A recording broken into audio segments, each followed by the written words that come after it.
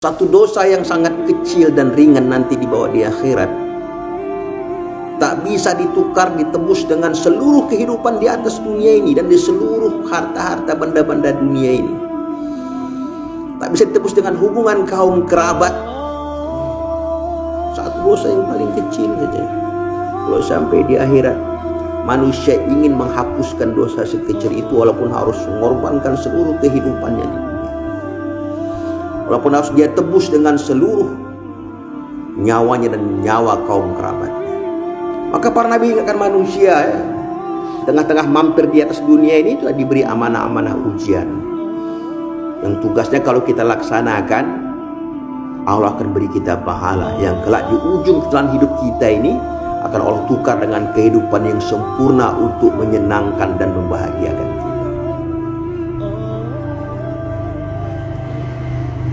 Baru semua jadi punya kita setelah sampai di akhirat. Di surga itu warisan dari Allah.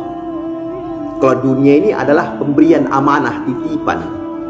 Kalau di surga baru dia merupakan warisan, kami wariskan kepada kalian. Baru jadi rumah kita, baru jadi istri kita, baru jadi kebun-kebun kita, baru jadi harta-harta kita, selama-lamanya milik kita. Dunia ini udah cuma sekedar amanah sebentar saja. Batas kita pakai itu sebatas ajal saja. Setelah ajal tidak ada lagi, yang ada bekas istri kita, pernah jadi anak kita. Nanti di akhirat nafsu-nafsi yang ada saling tuntut menuntut nih. Hayya 'alal falah.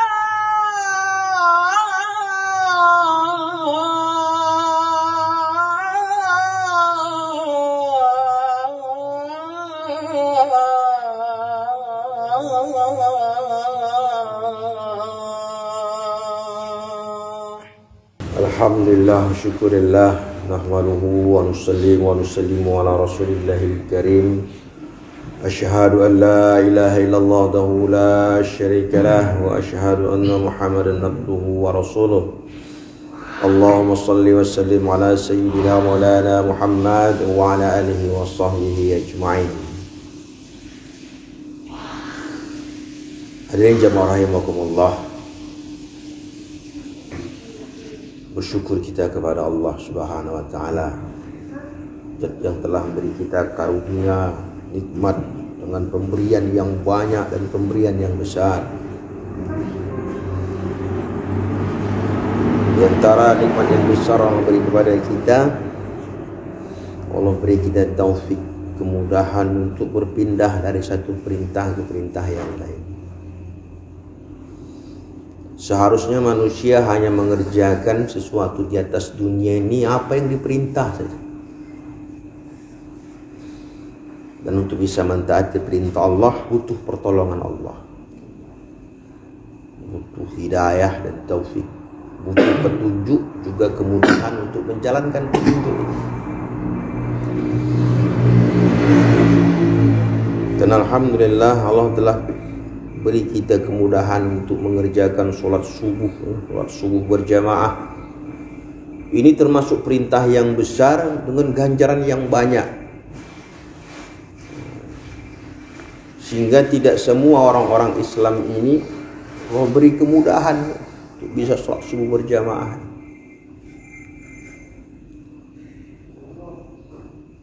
Dan kalau Allah nampakkan ganjaran pahala sholat subuh berjamaah ini, maka manusia ini akan rela datang berbungkus lumus dengan merangkak menjadi. Dan kita tidak sadar bahwa Allah telah beri kita pemberian yang besar ini. Sedikit manusia yang merasa ini karunia yang besar.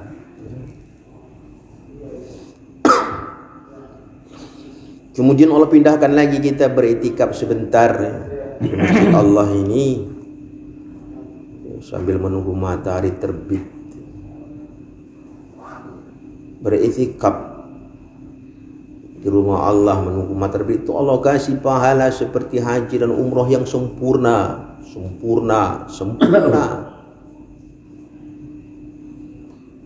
Berapa ganjaran pahala haji dan umroh yang sempurna? Itulah Allah, ganjaran Allah beri kepada orang-orang yang beriktikaf, bukan syariatnya ya, tapi pahala ganjarannya. Kemudian Allah dudukkan kita bersabar sebentar untuk membuat satu majelis untuk mengingat Allah, membesar-besarkan Allah.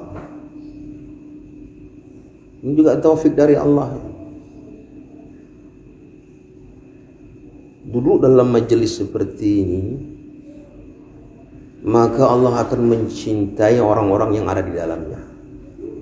Allah akan bangga-banggakan pada para malaikat.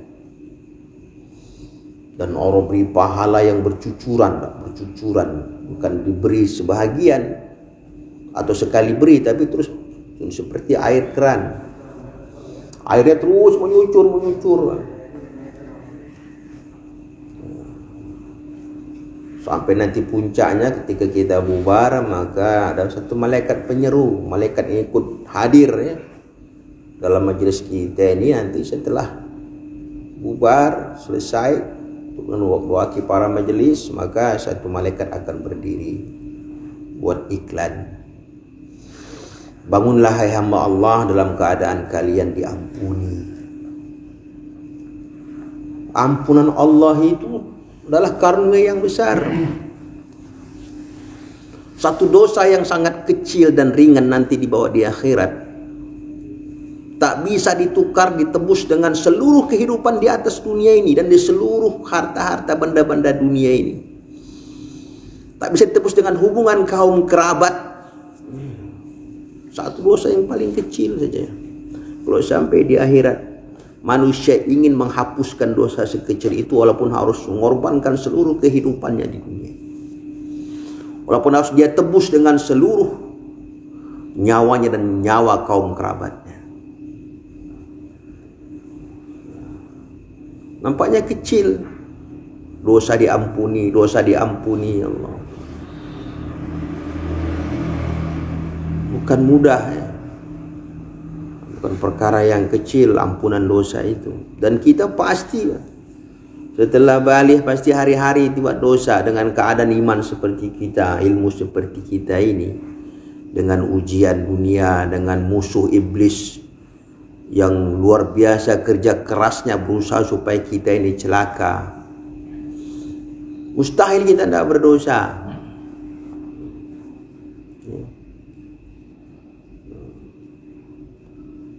Tapi sebab duduknya kita dalam satu majelis yang membesarkan Allah ini, Allah gugurkan dosa-dosa kita. Hari ini dimuliakan Allah. Sesungguhnya Allah SWT hantar kita ke dunia ini bukan untuk memuaskan keinginan kita, bukan untuk mengerjakan apa-apa yang kita inginkan, tapi mengerjakan apa-apa yang Allah inginkan atas diri kita ini. Allah yang menciptakan kita, Allah yang hantar kita ke atas dunia ini, dan kehidupan dunia ini hanya kehidupan ujian, bukan kehidupan yang sebenarnya.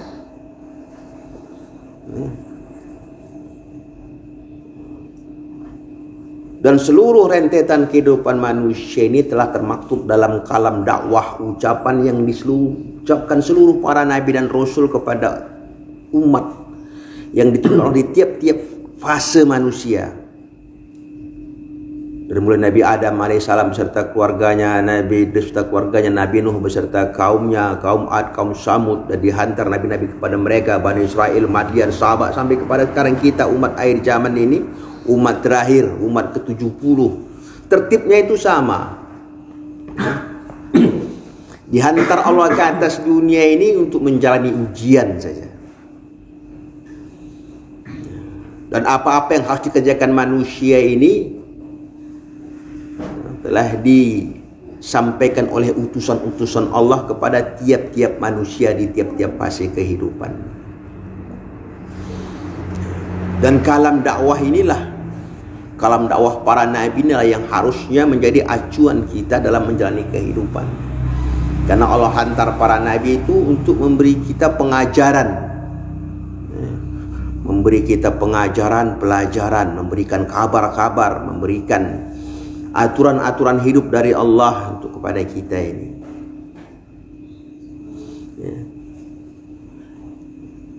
Yang pertama, Nabi itu mengenalkan kepada kita ini tentang siapa kita, bahwa kita ini adalah makhluk Allah.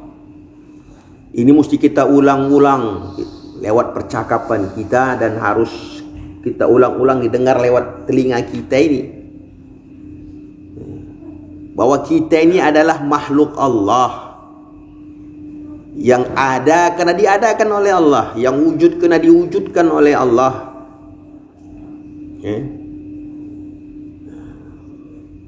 Artinya kita ini tidak ada kita ini. Kemudian diadakan oleh Allah, dibuat jadi ada.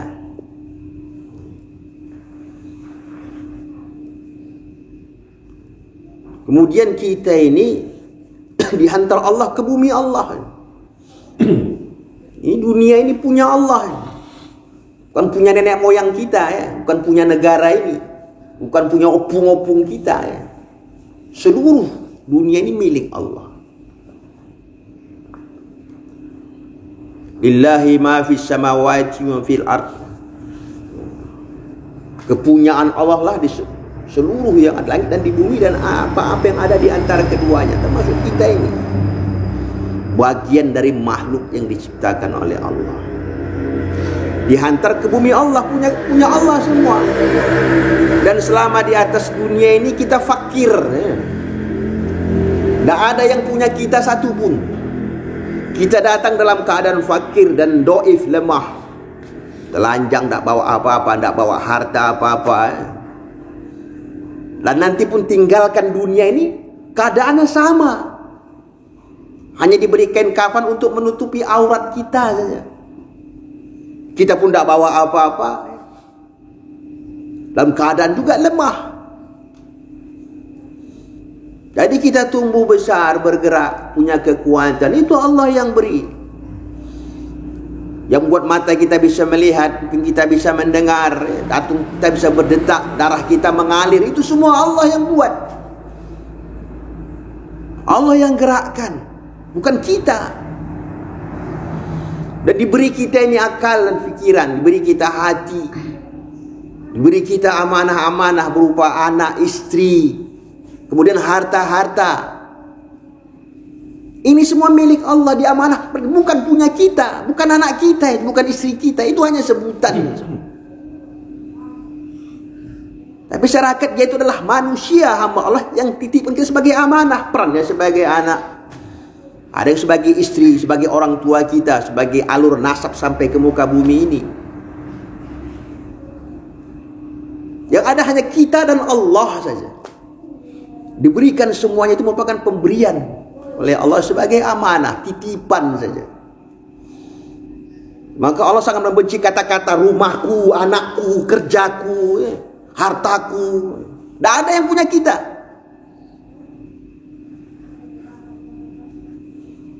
Dan kalau kita urus semua pekerjaan-pekerjaan ini, urusan-urusan ini, urusan anak, urusan keluarga, urusan harta, urusan mata pandangan, dengan menurut keinginan kita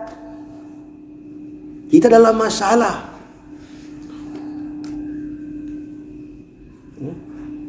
Harus kita gunakan seluruh amanah ini menurut yang memberikan amanah, menurut Allah.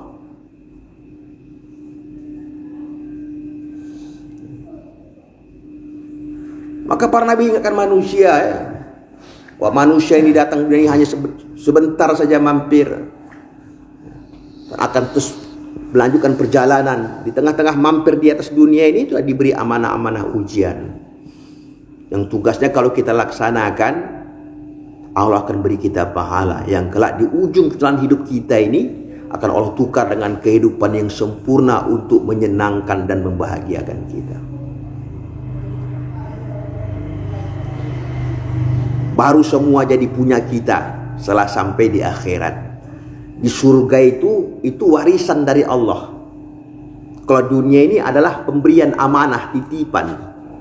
Kalau di surga baru dia merupakan warisan, kami wariskan kepada kalian.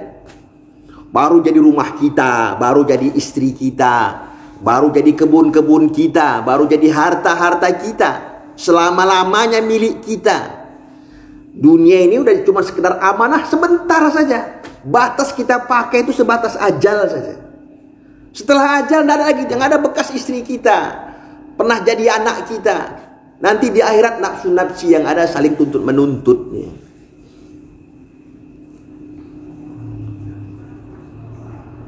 Maka perlu kita benahi kenalnya kita kepada diri dan kehidupan kita ini supaya kita bisa hidup dengan benar. Bahwa kita ini makhluk Allah, diciptakan oleh Allah, dihantar ke dunia ini atas kehendak Allah, dan semua yang ada di dunia ini adalah kepunyaan Allah yang kepada kita hanya sebagai amanah saja yang harus kita gunakan menurut ketentuan Allah.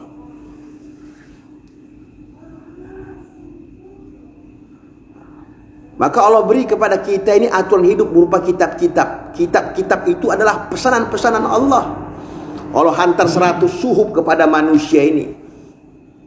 50 kepada Nabi Sid, itu diajar kepada kaumnya. 30 kepada Nabi Idris. 10 kepada Musa, 10 kepada Ibrahim. Kemudian 4 kitab berikan aturan-aturan hidup kepada manusia ini.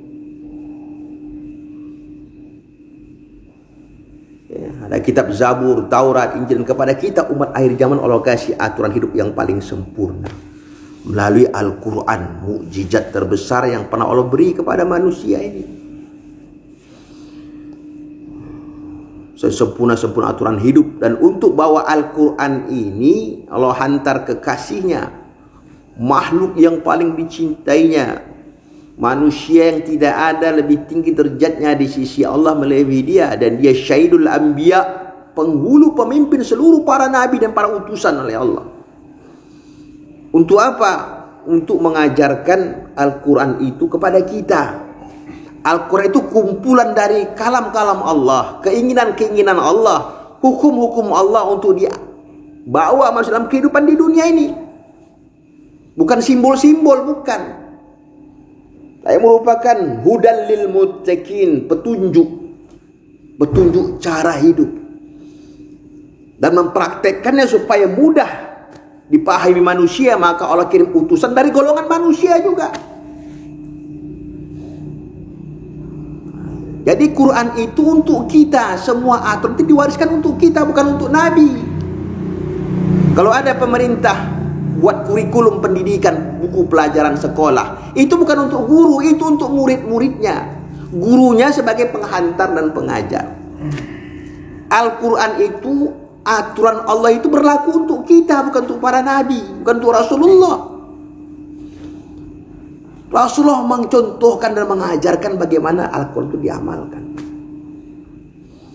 Jadi kewajiban kita menjalankan kehidupan ini menurut aturan Al-Quran dan sunnah-sunnah Nabi.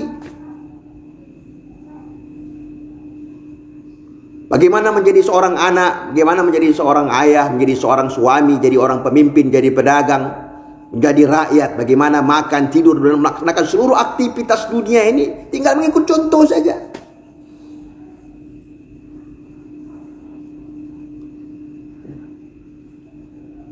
Wa ma arsalnaka minar rasuli illa liyuta'a biiznillah.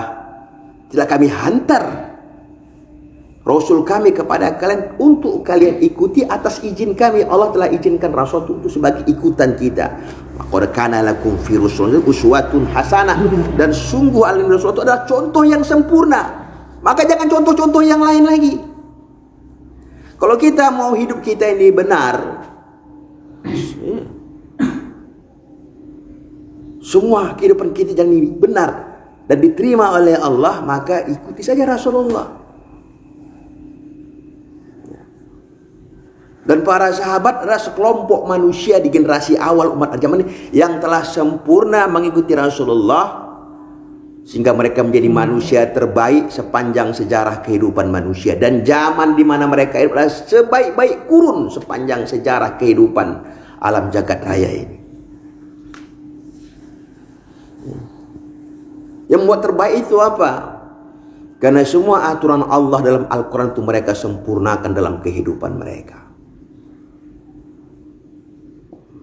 Mereka nafikan seluruh keinginan-keinginan hati, pikiran-pikiran, pemahaman-pemahaman dorong oleh hati-hati mereka ini dinafikan. Yang hadir hanya keinginan Allah dan Rasulnya.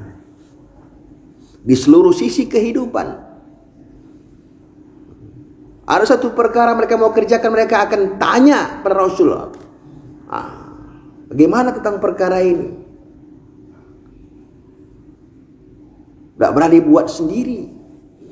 Karena sesuatu yang dibuat di luar kehendak Allah pasti akan dihisap. Karena yang kita gunakan itu properti milik Allah.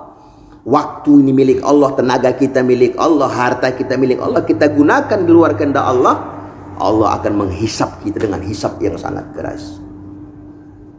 Wa in tubunga fi anfusikum aw tufuhu yuhasikum bihillah. Apa saja yang kau kerjakan secara zahir ataupun yang terus dalam hatimu, kalau itu keinginanmu, aku akan menghisapmu, kata Allah.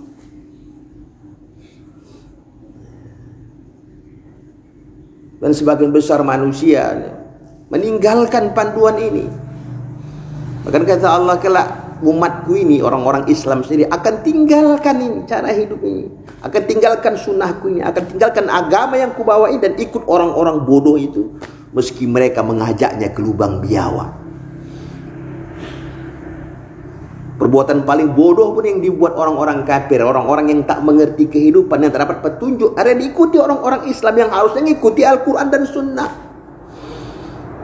Bagaimana bertauhid, beriman, bagaimana beribadah, bagaimana bermuamalah, bagaimana bermuasyarah sampai kepada akhlak. Ikut orang kafir, tinggalkan sunnah. Rusak kehidupan. Maka jangan heran di ujung kehidupan manusia ini Allah telah berikan patokan. Laqad saratna li jahannama katsiran minal jin wal insi. Kelak akan dipenuhi neraka jahanam itu dari jin dan manusia. Harusnya dengar ayat ini saja pun kita sudah ada rasa takut nih. Karena akan sesak jahanam itu dipenuhi oleh neraka jin dan manusia. Kita ini bagian dari manusia.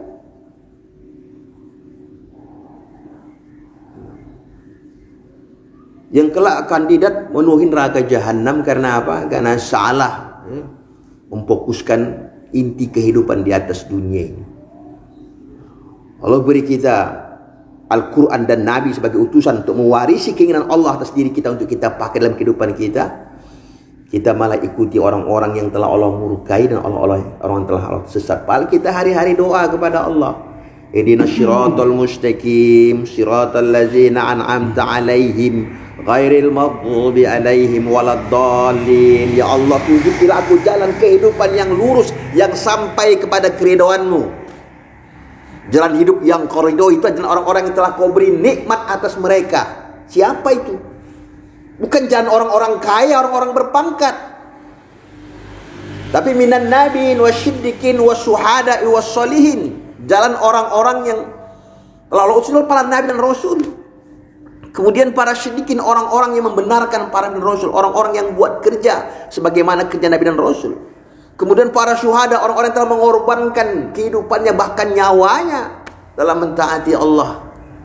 Dan orang-orang yang telah mengorbankan wassolihin, hawa nafsunya, keinginannya untuk tunduk kepada keinginan-keinginan Allah. Ghairil maghdubi alaihim, bukan orang-orang yang Kau murkai, waladdon, dan bukan pula dan orang-orang yang tersesat jalan. Maka demikian Allah, di dunia ini kita punya kewajiban untuk belajar apa itu perintah Allah, mana itu sunnah Nabi, dan kemudian kita berusaha mengamal dalam kehidupan kita.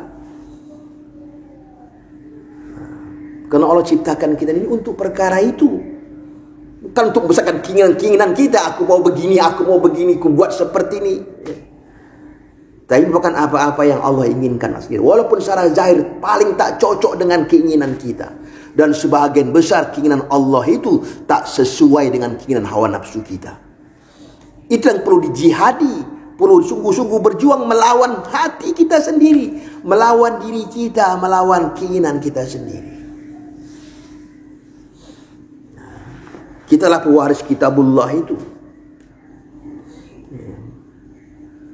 Dan kemudian Allah yang terakhir, karena kita ini umat akhir zaman, umat yang telah Allah muliakan, umat yang Allah ceritakan kepada seluruh para nabi, umat yang Allah banggakan kepada para malaikat, umat yang datang belakangan diuji Allah menjalani kehidupan sebentar saja, hanya 60-70 tahun saja, sekitar umur nabi yang diutusnya, sekitar nabi umur Rasulullah SAW saja. Umat terdahulu sampai 1500 tahun, 2000 tahun, 1000 tahun, 800 tahun diuji di dunia ini. Kita hanya menjadi ujian 60-70 tahun saja. Itu pun kata Rasulullah, dari zamannya akan dipersingkat, setahun seperti sebulan, sebulan seperti seminggu, seminggu seperti sehari, sehari seperti saat saja, pagi malam ya. Macam bolak-balik telapak tangan, tak terasa pagi sudah malam lagi, pagi sudah malam ya. Dengan waktu yang seperti ini, tapi kita menjadi makhluk terbaik, manusia terbaik, umat terbaik. Apa membedakannya? Bukan ibadah-ibadah kita, tapi kerja yang paling besar yang dulu hanya Allah beri kepada para nabi dan rasul, Allah beri kepada kekasih-kekasih Allah.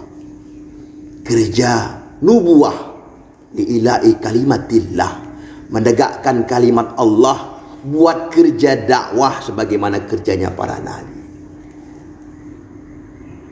Yang justru inilah kerja yang mengangkat derajat umat. Dakwah yang dibuat para nabi itu 3 ajas. Yang pertama, ad'u ilallah, diajak manusia itu kepada Allah.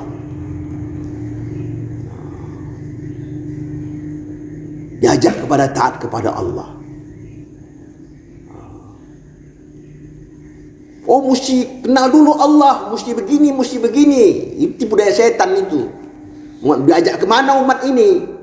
Diajak kepada Allah. Rasulullah dibekali hanya 5 ayat sebelum mengajak manusia kepada Allah. Iqra bismi rabbikal ladzi khalaq, khalaqal insana min 'alaq, iqra wa rabbukal akram allazi 'allama bil qalam, 'allamal insana ma lam ya'lam. Bacalah Muhammad dengan nama Tuhanmu yang Maha Mencipta, yang menciptakan manusia dari segumpal darah, yang mengajarkan manusia dengan perantaraan kalam, yang memberi manusia dari tidak tahu menjadi tahu. Kenalan hanya 5 ayat, langsung Allah suruh buat kerja dakwah. Ya ayyuhal mudassir qum fa'anzir wa rabbaka fakabbir. Hai orang suruh bangun, bangun. Jumpai manusia, beri peringatan untuk membesarkan Rabb-nya. Besarkan Rabb-mu dengan cara menyampaikan manusia, besarkan. Jadi kita mengenal Allah dengan menyampaikan kebesaran Allah. Dasarnya hanya Allah Khaliq, Allah Malik, Allah Razik. Udah, kemudian jumpa manusia, bahwa kita ini diciptakan oleh Allah, hidup di bumi Allah, semuanya milik Allah, harus mengabdi kepada Allah. Ingatkan. Dan Rasulullah begitu mengajarkan kepada para sahabat. Ya Rasulullah, kata Abu Bakar, apa yang kubuat setelah aku masuk Islam ini? Buat seperti apa yang kubuat, ajak manusia kepada Allah. Langsung Abu Bakar keluar, belum kenal juga sama Allah, belum tahu yang mana Allah, mana makhluk, mana ini, mana ini. Langsung jumpa Abu Bakar, langsung jumpa kawan-kawannya, langsung ajak supaya kenal kepada Allah, supaya mengakui Allah sebagai Tuhan. Abu Bakar adalah umat yang paling benar, gelarnya Abu Bakar Siddiq.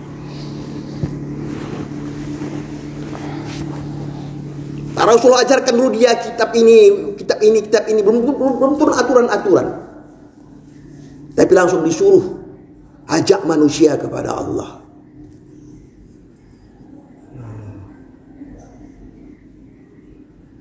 Dan cara itulah yang harus kita buat, bukan cara lain.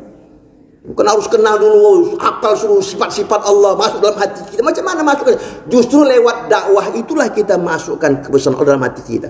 Para nabi itu terus meningkat imannya kepada Allah, naik mengalahkan malaikat karena dakwah mereka kepada umat. Yang mereka ucapkan cuma ya ayuhan nas qulu la ilaha illallah tuflihun. Nabi Nuh 19 tahun ulang-ulang seru manusia, jumpai manusia, bukan hanya lisankan dalam zikir-zikir, tapi jumpai manusia, jumpai umatnya, hanya ucapkan kalimat itu saja.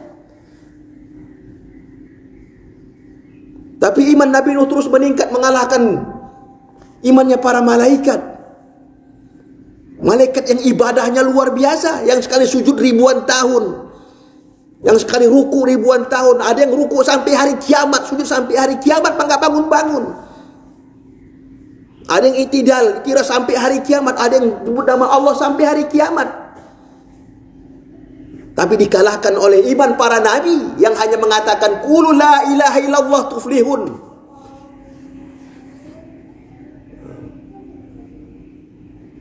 Jadi hari muliakan Allah. Dakwah ini perintah azas. Dengan dakwah baru datangkan iman.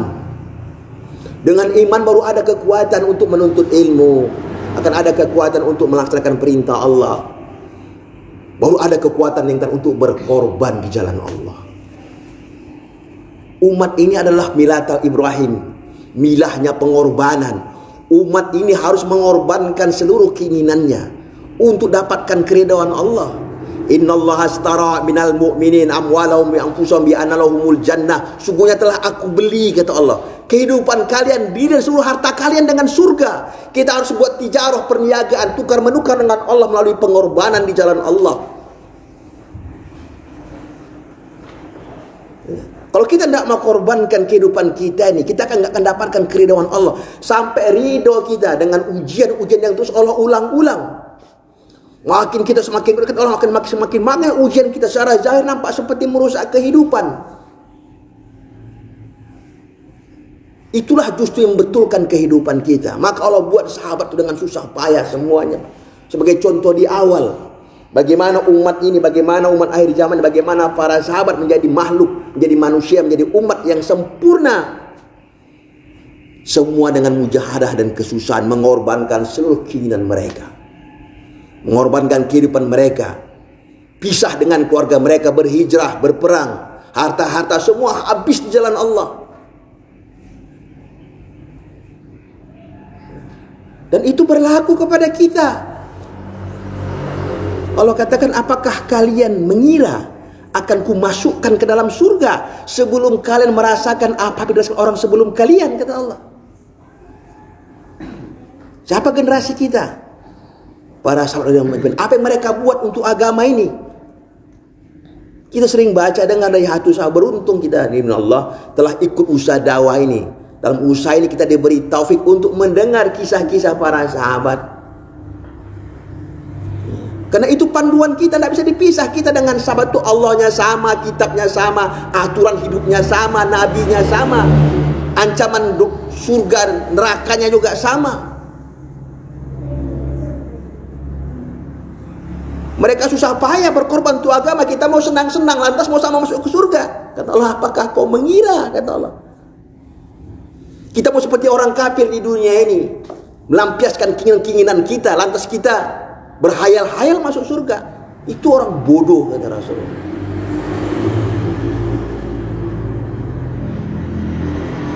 Maka sering sama kita diperdengarkan bagaimana ayat-ayat Al-Quran, bagaimana kisah-kisah sahabat, orang-orang yang telah sukses mengamalkan Al-Quran secara operasional di lapangan.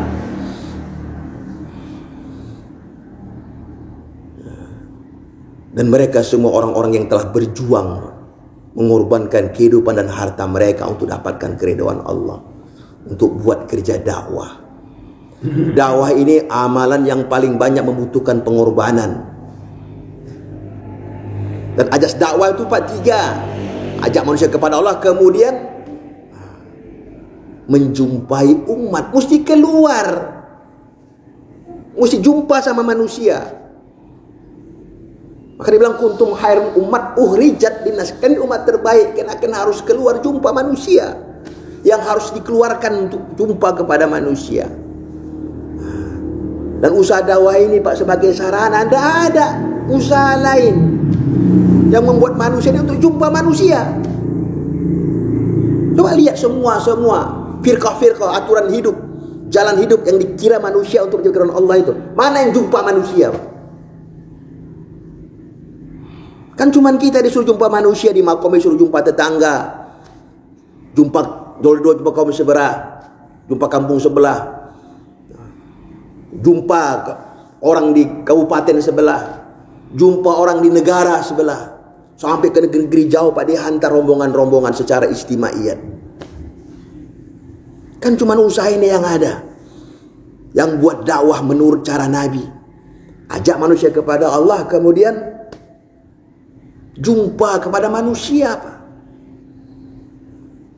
Metode dakwah dari mulai Nuh alaihissalam buat dakwah sampai kepada Rasulullah, ribuan tahun metode dakwah tetap sama, jumpai manusia. Kenapa sekarang zaman merubah cara dakwah? Dia duduk di tempat, disuruh orang datang-datang, di kamera disebarkan melalui teknologi. Keliru. Disuruh kita yang jumpai manusia. Uhrijat linnas. Kemudian yang ketiga, tidak menerima upah dari seruan-seruan. Kami, kata para nabi, tidak menerima bayaran dari apa-apa yang telah kami sampaikan. Karena bayaran upah kami semata-mata dari Allah. Yang nyuruh kerja ini Allah. Minta upahnya sama Allah. Mengharapkan kemasyhuran saja pun tidak dibolehkan. Apalagi mengharapkan balasan dunia. Berupa harta, kekuasaan, pangkat. Jumpa manusia kena perintah oleh Allah. Sampaikan dakwah kena perintah oleh Allah. Dan sifat ikhlas Pak dapat kalau kita buat istiqomah terus. Istiqomah. Baru dia dapat. Tingkat pengorbanan baru dapat keikhlasan. Disuruh buat dakwah saat lapang dan sempit. Infiru si papa wasikola, suruh kita keluar dan Allah saat lapang sempit, di saat suka maupun terpaksa suruh berangkat keluar jumpa manusia. Baru Allah akan rubah seluruh kehidupan kita. Yuslih lakum a'malakum wa yaghfir lakum dzunubakum.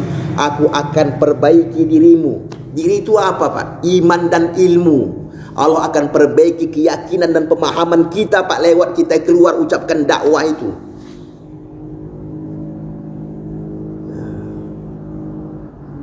Allah sendiri yang akan merubah keadaan.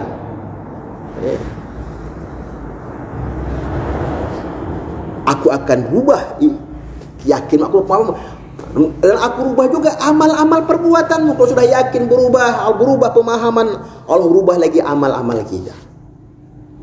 Kemudian wa yaghfir lakum dzunubakum, akan aku ampuni seluruh dosa-dosa, dan aku tidak peduli, kata Allah, berapapun banyaknya, karena kau telah korbankan seluruh kehidupanmu untuk agama ini, untuk menuju keridhoanku, maka aku akan ridho kepadamu.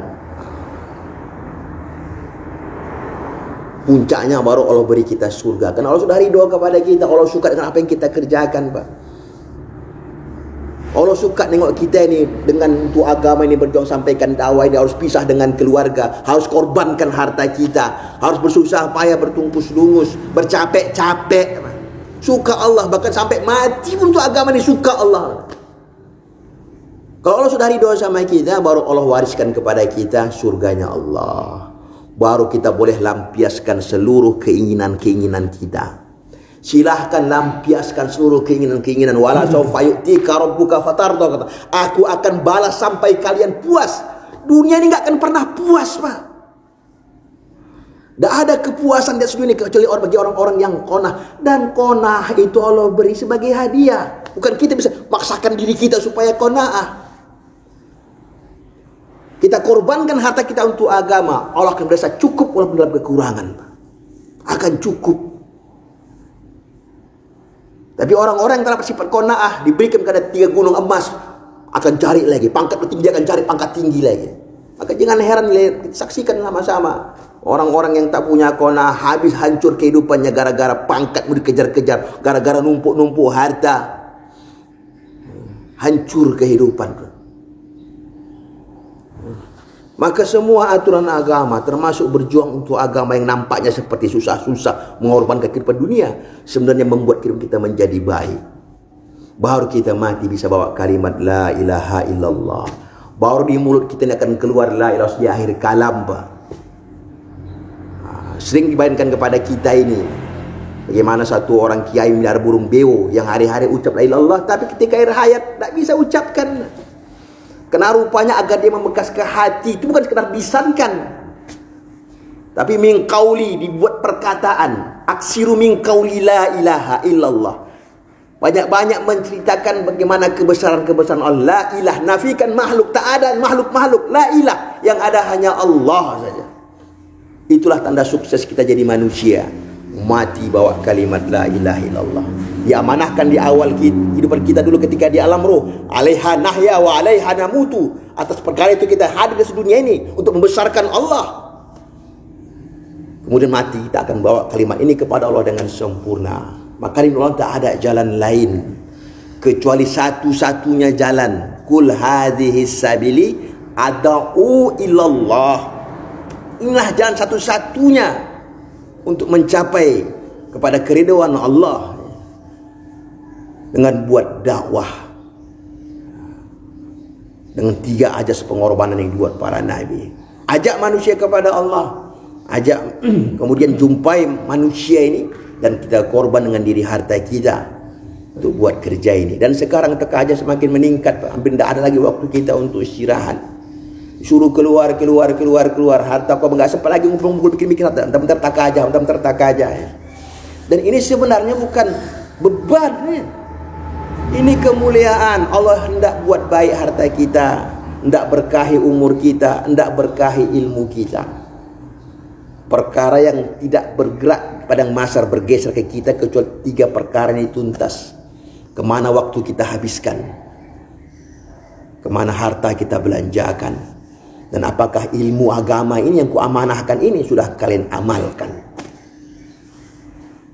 Inilah cara dimuliakan Allah. Dengan istiqomah kita buat, kalaupun sampai mati tidak sempurna, tapi Allah telah janjikan bagi orang yang istiqomah. Qad aflaha man tazakka wa zakkara asma rabbih fasalla. Beruntunglah orang-orang yang senantiasa memperbaiki, mensucikan, mengislah dirinya. Orang-orang yang memperbaiki hubungannya dengan Allah dan memperbaiki ibadah-ibadahnya. Bal tu'thiruna al-hayatad dunya wal akhiratu khairu wa abqa. Tapi itulah kau yang kau perbaiki duniamu terus, padahal akhirat lebih baik, lebih kekal bagimu.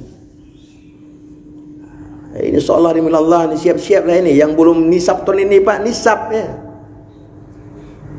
Yang beri aturan nisab itu Mas Syekh.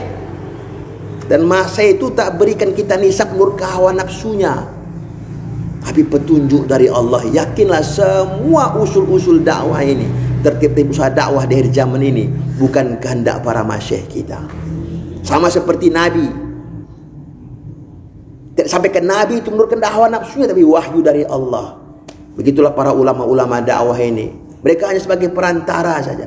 Maka tertib yang dibuat suruh kita aktif mengorbankan semua Pak, 8 perkara itu tinggalkan semua untuk menuju kepada keridhaan Allah. Orang tua, keluarga, anak, istri, pekerjaan yang kita takut rugi kalau tak ada ya. Harta-harta yang kita punya, sampai rumah-rumah yang tak mau kita tinggalkan untuk dengan Allah, Rasul serta agama. Allah sebut kita ini orang fasik karena tidak ada yang berhak kepada diri kita ini, harta kita, kehidupan kita melebihi Allah. Insyaallah supaya kita keluar insyaallah ini. Insyaallah. Kalau kita paham yang benar, yakin perkara yang hak, Allah mudahkan kita untuk mengamalkan, juga sampaikan kepada yang lain insyaallah. Subhanallah bihamdihi, subhanakallahumma bihamdika, asyhadu an la ilaha illa anta, nastaghfiruka wa natubu ilaik. Assalamualaikum warahmatullahi wabarakatuh. Waalaikumsalam.